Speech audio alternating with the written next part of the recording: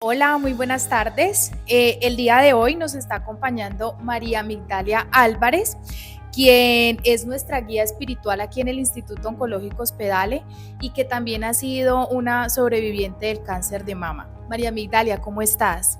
Muy bien, Dani. Muy bien y contenta de estar aquí y compartir mi experiencia el día de hoy. Que bueno, a nosotros también nos alegra mucho tenerte en este espacio y aprovechar para hacerte pues unas preguntas respecto de todo el proceso que tú afrontaste con esta enfermedad. Entonces, queríamos preguntarte y saber si nos podrías contar cómo y cuándo recibiste el diagnóstico de cáncer de mama, Migdalia. Bueno, el diagnóstico lo recibí en mayo de 2022. Yo me hice el autoexamen y con el autoexamen noté algo extraño en mi mama izquierda. Fui a los controles médicos y evidentemente me dieron el diagnóstico de cáncer de mama. Posteriormente comencé casi de manera inmediata el proceso con los protocolos pertinentes para comenzar el proceso de sanación. Y más o menos ese tiempo, ¿cuánto duró el proceso de tu diagnóstico? El proceso de mi diagnóstico aproximadamente duró un mes y comenzar el tratamiento fue como del diagnóstico al iniciar el tratamiento menos de 2 meses. Ok, hay algo que siempre pasa con las personas pues que son diagnosticadas con este tipo de enfermedades. ¿Qué pasó por tu cabeza en ese momento? O sea, ¿cuáles fueron las emociones que sentiste cuando te dijeron, Migdalia, tu diagnóstico es que tienes cáncer de mama? ¿Qué sentiste en ese momento? Bueno, yo creo que cualquier persona que le den un tipo de diagnóstico con esa envergadura, uno inmediatamente asocia el cáncer con la muerte. Fue muy duro, muy impactante para mí saber que joven con cáncer. Sin embargo, ese día, como el apoyo de mi familia, inmediatamente dije, voy a hacer testimonio de vida. ¿Y sentiste que tu vida cambió en ese momento? Totalmente, 180 grados giró mi vida, en todo, en la parte emocional, en la parte física, en la perspectiva de cómo ver la vida, mi entorno familiar, todo cambió. Claro, claro. Y digamos que de todo ese proceso que tú viviste, ¿cuál fue la parte más difícil que tú recuerdas, que digamos a ti te marca y tú dices, yo en este momento recuerdo que la parte más compleja de todo mi proceso fue esta en particular? Bueno, yo lo divido en dos momentos. El primer momento, enfrentarme a algo novedoso, algo que no sabía cómo lo iba a asimilar y la primera quimioterapia. Eso fue muy difícil porque es un lugar donde uno siente miedo, incertidumbre, dudas y posterior la caída de mi cabello. Eso fue un choque emocional. Creo que de todo el proceso lo que más me afectó fue la caída del cabello. Claro, es bien complejo, pero tú tuviste tu red de apoyo, estuviste acompañada de tu familia. Cuéntanos un poquito cómo fue ese acompañamiento de tu familia, de tu esposo, cómo fue como esa interacción contigo al momento de que efectivamente viste que ya no tenías pues parte de tu cabello y que básicamente pues también tu cuerpo empezó a cambiar notoriamente. ¿Cómo fue ese acompañamiento? ¿Cómo te sentías? Bueno, el acompañamiento familiar fue maravilloso. Eh, Conseguí aquí, yo soy venezolana y estoy acá en calidad de migrante, solamente está mi esposo y mi hijo menor. Sin embargo, conseguí una familia no de sangre, pero sí mis vecinos, mi familia a distancia, y el apoyo incondicional de mi esposo, que me dijo, de esta vamos a salir y yo voy a estar contigo. Y mi hijo a distancia, que está en España también. Y algo muy bonito que ellos hicieron fue que durante los meses que yo estuve sin cabello, ellos se rapaban también. Sí, todo el proceso ellos mantuvieron también sin rapándose el cabello. No, hermoso, hermoso. Y Migdalia, esta pregunta pues es muy importante porque yo creo que a varias personas, no solo a quien lo padece directamente, sino también a su núcleo familiar, tuvieron como estas emociones, ¿cierto? Desde el diagnóstico hasta cada proceso. ¿Cómo impactó esto en la salud emocional y mental de cada uno de tu núcleo familiar, incluyendo la tuya? O sea, ¿cómo fueron esas emociones?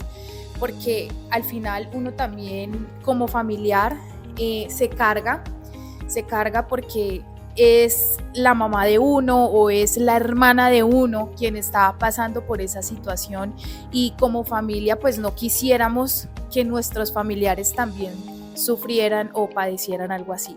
¿Cómo afectó como toda esa salud mental de la que hoy día hablamos a tu núcleo familiar y a ti? Bueno, yo, gracias a Dios, conté con muchas personas que se acercaron a apoyarme, personas que yo digo que son ángeles terrenales, donde trataron de guiar, puedes hacerlo así, vas a mantenerte así. Ahora, en cuanto a cómo afectó a mi familia, las personas más afectadas fueron mis dos hijos. Mi hijo menor desmejoró en sus estudios, se aisló y tuve que llevarlo a terapia psicológica. Y con relación a mi esposo, bueno, él le cambió la vida totalmente también, porque como él era la persona que me cuidaba, entonces tenía que madrugar, trabajar, cuidarme, acompañarme a la cita, y era bien complejo, pero él allí. Y él lloraba, pero que yo no lo viera. Entonces, fue alguien, yo creo que de todo, es importantísimo ese apoyo, que uno se sienta amado, querido, y que aunque el cuerpo a uno le está cambiando, ellos están ahí para uno al 100%. Ay, qué lindo. De verdad que es muy importante siempre contar con el apoyo de nuestros seres queridos.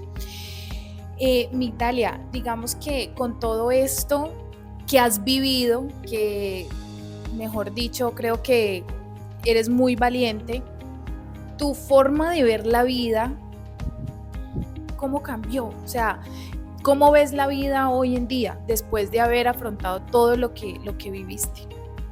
Bueno, como te dije anteriormente, uno cambia 180 grados. Uno comienza a ver la vida desde otro ángulo, siendo más humano, valorando mucho lo que tenemos a nuestro alrededor.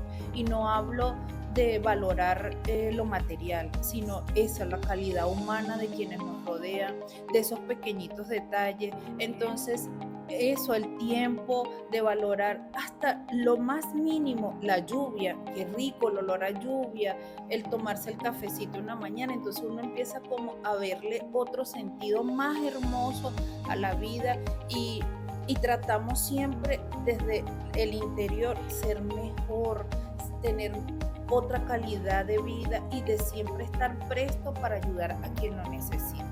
Un ángel terrenal aquí en la institución, que por cuestiones fortuitas la conocí y se convirtió en esa red de apoyo que necesitaba muchísimo en ese momento, que es nuestra gerente Lina.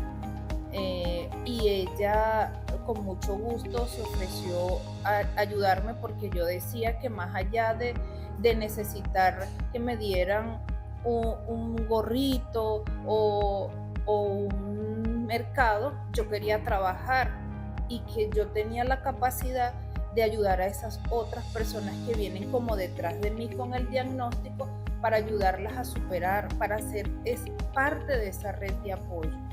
Y así yo llegué acá a IMSS. ¿Y cómo te ha ido acá? O sea, ¿cómo ha sido ese mecanismo que has utilizado para transmitir todo esto que estamos hablando y todo este mensaje tan bonito que tienes, podérselo transmitir a aquellas personas? Cuéntanos un poquito de lo que haces acá. Bueno, yo aquí en INOS trato de apoyar con todos mis conocimientos a los pacientes, le doy esas herramientas para que no queden estancados en las emociones, traten de equilibrarse. Hacemos actividades de manualidades, de charlas, de la parte emocional y la parte que hago, todo lo hago con amor, pero con mucho esfuerzo. Voy a la sala de quimio porque sé que allí es donde pasan todos los pacientes el momento más difícil. Entonces allí voy, trato de que ellos ese tiempo que están allí sea más llevadero, que sientan confianza y que vean en mí que yo pasé por eso y que estoy aquí hoy, soy sobreviviente. Ay, qué lindo, Migdalia. Y digamos que acá en INOS, las pacientes, ¿cómo han recibido ese apoyo de parte tuya? Es decir,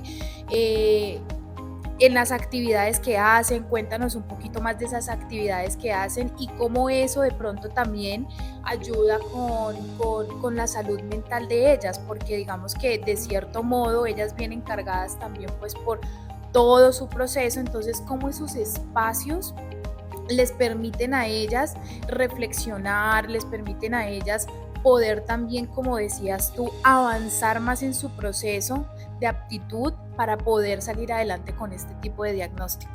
Bueno, aquí hacemos actividades de manualidades y es algo que quizás uno dice hacer una manilla o pintar o sembrar una plantita, es algo quizás insignificante para otras personas, pero para nosotros que estamos en este proceso donde nuestros pensamientos tienden a irse a lo negativo, es un momento de relax, de cambiar la perspectiva. Y algo bien importante es que cuando nos encontramos y todas tenemos una situación similar, nos entendemos y más allá de ese grupo de pacientes de acá que yo estoy atendiendo, ya hay amistad entre ellas, ya se comunican entre ellas, ya hay un grupo de WhatsApp y ellos dicen, el hecho de estar aquí 2 horas haciendo una manilla, es una terapia que amamos, esto es magia. Entonces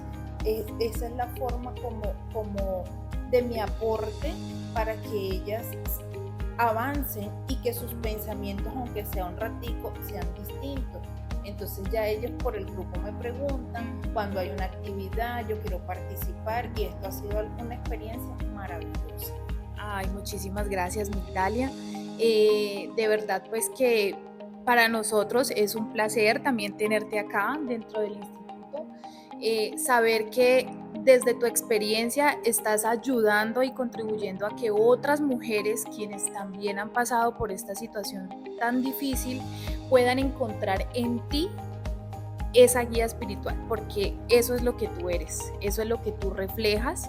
Y para nosotros es maravilloso poder contar contigo, poder contar con tu experiencia. Y no sé si te gustaría dar como un mensaje final tanto a las personas y a las mujeres que están aquí en la actividad contigo, como a aquellas otras mujeres que quizá apenas están siendo diagnosticadas y que no saben cómo manejar sus emociones, que no saben cómo manejar este proceso. ¿Qué les dirías? ¿Cuál sería como esa voz de apoyo y esa voz desde el conocimiento y desde la experiencia para que ellas puedan entender que más allá de un diagnóstico es súper importante su red de apoyo, su familia, su esposo, sus hijos, sus amigos, su trabajo, su entorno? ¿Qué les dirías a esas mujeres hoy que están pasando por lo que tú ya pasaste? Bueno, yo les diría que tienen que tener aptitud, creer en sí mismas, sacar esa parte espiritual desde muy adentro, toda la fortaleza que tienen y y que crean en ellas, en lo que ellos tienen allí para salir adelante, que busquen, nuevamente digo lo mismo, busquen esa red de apoyo, el vecino, el amigo, la institución donde están recibiendo el tratamiento, y que todas esas emociones hay que exteriorizarlas de alguna manera.